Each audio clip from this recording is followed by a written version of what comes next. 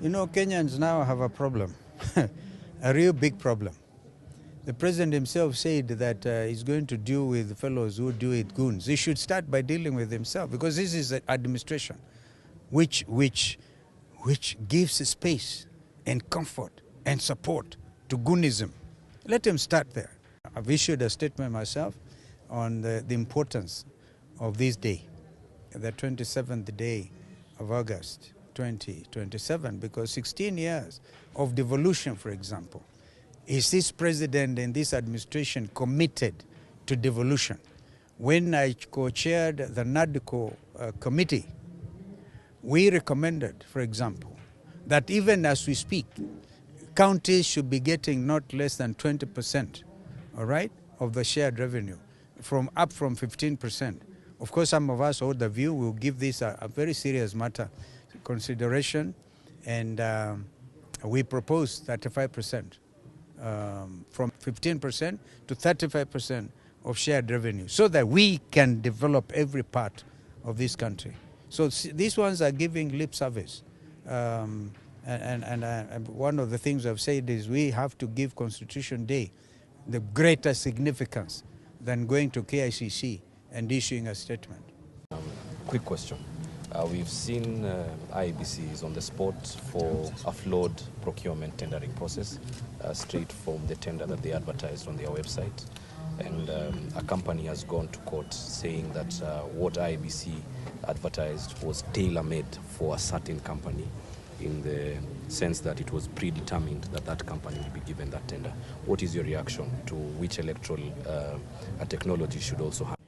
We are following this matter very closely. That's all I can say, because Kenyans expect nothing. Kenyans are fed up with stolen elections.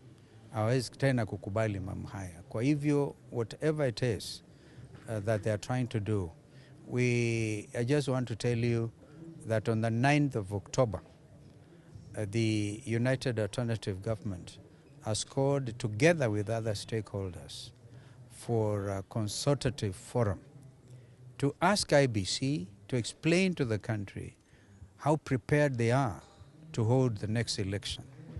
And therefore, procurement of election materials and the systems is a key component. I don't want to give the impression I'm entering their space, but they also have a duty to ensure that all the stakeholders are comfortable. If those allegations are true, then it's a very serious verdict on the new IEBC. As we have always told them, they have a duty to prove they are not a William Ruto commission. They are an independent electoral boundaries commission, where those who are aggrieved in the procurement process have gotten, as you mentioned, to the appeals board. Then it has to be heard. They have to be heard, and of course others, but so that they act expeditiously.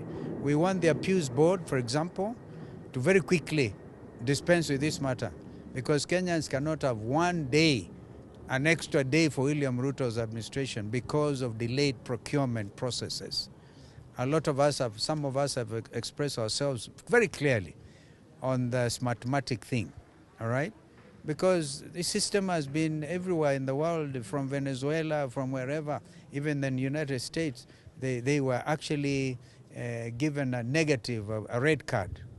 But that having been said, we wait until the 9th.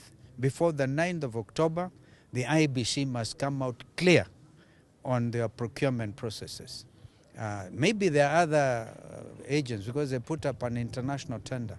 We hope they will be able to deliberate on these things transparently. If indeed it is true, they are tailor-made specifications, they have a case to answer, okay? That's what I can say for now.